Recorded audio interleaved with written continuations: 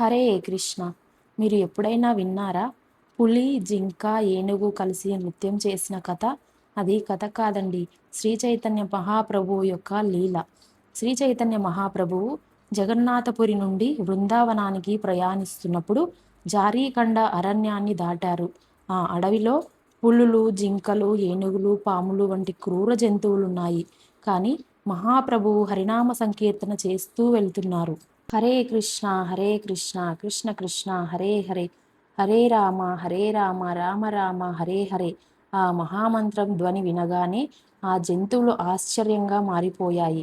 శాస్త్రాలు చెబుతున్నాయి, మహాప్రభువు జంతువులపై నీళ్లు చల్లుతూ హరినామాన్ని పలికించగా అవి కూడా కృష్ణ అని పలికాయి. ఆ క్షణంలో అడవి అంతా సైలెంట్గా భక్తి క్షేత్రంగా మారిపోయింది.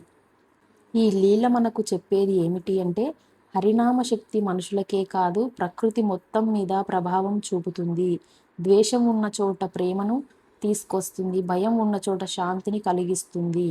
శ్రీ చైతన్య మహాప్రభువు చూపించిన హరినామ శక్తి పులి, జింకలను కూడా భక్తులుగా మార్చగలిగితే మన హృదయాన్ని మార్చలేదా? అందుకే మనం కూడా హరే కృష్ణ కృష్ణ కృష్ణ హరే హరే, హరే రామ రామ రామ హరే హరే అనే మహామంత్రాన్ని జపిద్దాం. హరే కృష్ణ.